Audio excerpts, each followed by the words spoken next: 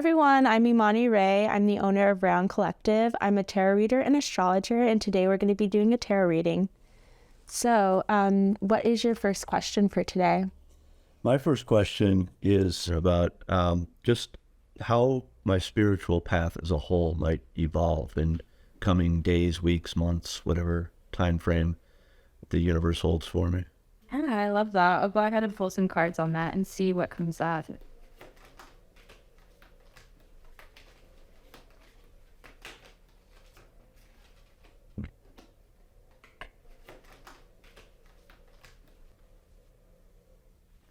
So the Knight of Pentacles in reverse. So the Knight of Pentacles in reverse talks a lot about needing this energy of grounding. So being able to go out in nature, being able to go near the water.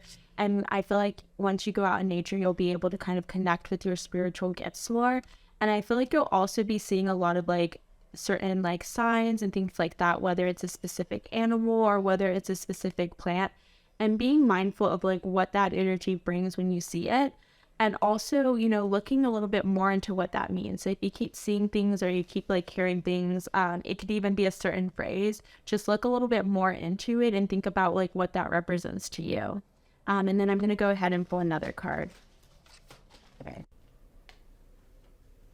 So the next card is the Seven of Cups. I really like the Seven of Cups because it talks about this energy of feeling like you have a lot of different options, but they're all very good options. And so I feel like when it comes to tapping into your spiritual gifts and kind of tapping into more about your spirituality, like I feel like it's this energy of really trying out different things.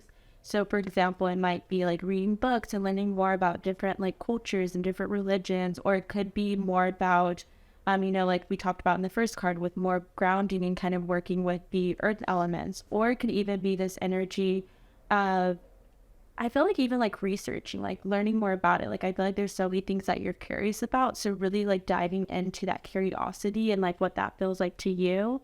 And also this energy of like finding what sticks for you. So it might be manifestation. It might be, astrology, but finding that thing that really like sticks with you. And also just this energy of really trusting the universe and also acknowledging the signs that you've been getting. And then I'm going to go ahead and pull another card.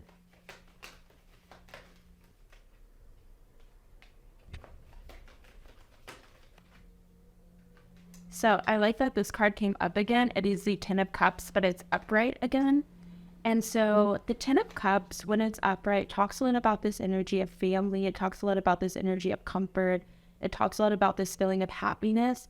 And so I feel like one of the biggest things is like finding ways to kind of like add to that like happiness. And so I feel like, practicing mindfulness, practicing, different things that you maybe learn from spirituality and like incorporating it in your everyday life, and also maybe being able to share it with your family and friends.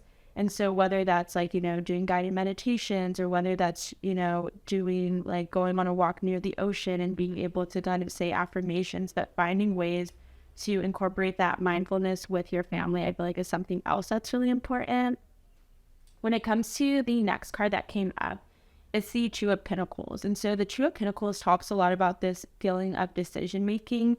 And it also feels like this energy of choices. And so I feel like part of you, wants to dive more into your spirituality and kind of abilities. And I feel like part of you is also still, very practical and very hesitant. And so I feel like it's kind of like, feels like you're juggling between the two and like wanting to learn more, but also kind of being maybe wanting to stay in your ways. And so the Two of Pentacles talks a lot about this energy of like juggling the two. But did you have any questions relating to any of this? Well, of course I do.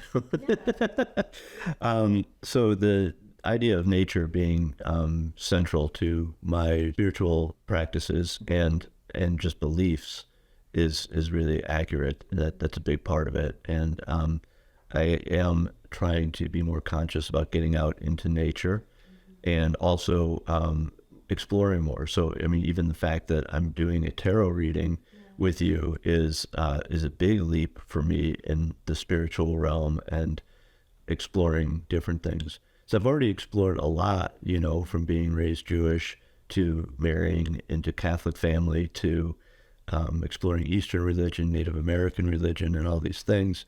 But tarot is a whole new ball of wax for me. So that's cool that came up as well.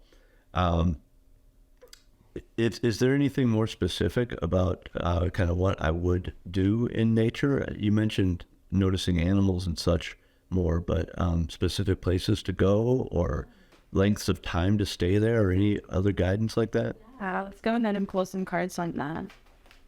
Harry, I think it's also interesting that you mentioned that you did were a part of so many religions, because I also feel like it's that energy of the Seven of Cups, like having all these choices, seeing it, learning about it, and like kind of taking what's best for you, or picking multiple things that are best for you. So let's pull a card and see what else comes up.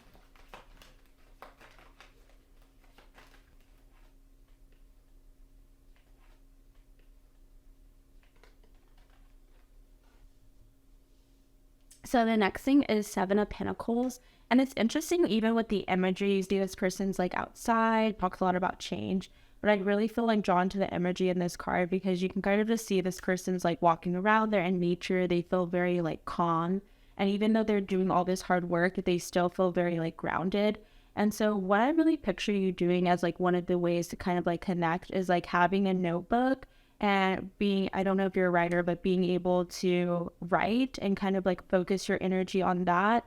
And also like this energy of like really like taking notes, not about like necessarily what you're seeing, but how you're feeling and how it makes you feel.